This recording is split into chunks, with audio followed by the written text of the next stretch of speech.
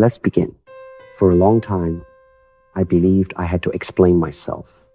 I believed that if people misunderstood me, it was my responsibility to correct them. If they doubted me, I thought I needed to convince them. If they criticized me, I felt the urge to respond. That belief cost me energy. Over time, life taught me a harder and more valuable lesson. Let people talk. People will talk whether you succeed or fail. They will talk when you are quiet and when you are loud. They will talk when they understand you and even more when they do not. Once I accepted that truth, I stopped fighting shadows. As a young man in Hong Kong, I was known as troublesome. Some call me talented. Others call me reckless. Teachers spoke about me. Neighbors judged me. Fighters whispered about me. At first, their words shaped how I saw myself. Then I noticed something important. Every opinion was different. One person saw arrogance. Another saw confidence. One saw danger. Another saw potential. Which one was true? None of them. The truth was not in their mouth. It was in my actions. When I moved to the United States, the talking increased. I was foreign. I spoke differently. I thought differently. I moved differently. People talked. They said I was too intense. They said I was too serious. They said I would never fit in. At first, I absorbed their words. They echoed in my mind. They distracted me during training. They weakened my focus. Then I realized something critical. If I let every voice live in my head, there would be no room left for my own. So I chose silence. Not silence of the mouth, silence of reaction. I stopped defending myself to people who had no intention of understanding me. I stopped explaining my philosophy to those who wanted to argue, not learn. I stopped responding to gossip. That decision brought peace. When I began teaching martial arts, the talking became louder. Traditionalists criticized me openly. They questioned my credentials. They accused me of disrespecting tradition. I could have spent my life debating them. Instead, I trained. While they talked, I refined my movement. While they debated, I improved efficiency. While they argued, I evolved. Let people talk. The famous challenge fight did not happen because I talked too much. It happened because others talked about me. Before that fight, rumors spread. Predictions were made. Opinions multiplied. I said little. After the fight, the talking did not stop. Some said I won easily. Some said I struggled. Some exaggerated. Some minimized. I did not correct them. Why? Because none of it mattered. What mattered was what I learned. While people talk about the outcome, I focus on the lesson.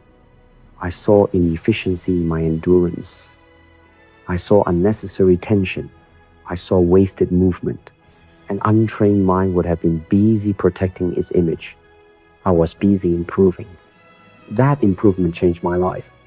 Hollywood was the greatest test of this principle. Everyone had an opinion about me. Too Asian, too authentic, too serious, not marketable. They talked endlessly. At first, their voices were loud in my mind. Then I remembered, let people talk. I did not beg. I did not chase. I did not reshape myself to silence them. Instead, I worked. I trained harder. I studied philosophy deeper. I wrote my own ideas. I prepared for opportunities that did not yet exist. People thought I was arrogant for not responding. I was not. I was focused. There is a difference.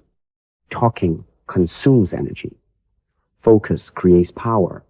Many people lose their path trying to manage their reputation. I chose to manage my growth. Reputation follows growth. When success came, the talking did not stop. It simply changed tone. Praise replaced criticism. And I treated it the same way. I did not absorb praise. I did not defend against criticism. Both distract the mind. I remained centered. This is important. Praise can derail you as quickly as criticism. Both pull you outward. A warrior stays inward. I watched fighters lose composure because of words shouted from the crowd. Taunts broke their rhythm. Cheers inflated their ego. I trained myself to hear nothing. Silence inside. That silence gave me speed. Speed is not just physical. It is mental. When the mind is quiet, action is immediate. When the mind is noisy, action is delayed. Letting people talk trained my nervous system. I did not flinch at opinions. I did not tense at judgment. I did not collapse under expectation. I stay fluid, like water. Water does not respond to insults. It flows. In my personal life, this principle protected me. Fame invites projections. People imagine who you are. They speak about you as if they know you. Correcting everyone would have been exhausting. So I didn't. I lived privately. I trained quietly. I wrote honestly. That privacy preserved my identity. Let people talk. Most of what people say reveals more about them than about you. Their fears, their insecurities, their limitations. Do not inherit them. When someone misunderstands you, pause. Ask yourself, does this require a response? Most of the time, it does not. Silence is not avoidance. It is selection. You choose where to place your energy. I chose to place mine into mastery. There were moments when defending myself would have felt satisfying. I resisted that urge. Satisfaction is temporary. Progress is permanent. Let me speak to you now. If you are constantly explaining yourself, you are leaking power. If you are obsessed with what others think, you are living externally. If every opinion affects your mood, your mind is untrained. Train it. Let people talk while you build. Your silence will frustrate those who seek reaction. That frustration is their problem, not yours. I did not become who I was by winning arguments.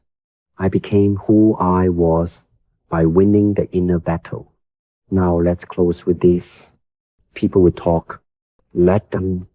While they talk, you train. While they judge, you grow. While they doubt, you evolve. In the end, results speak louder than words, and silence carries the loudest power.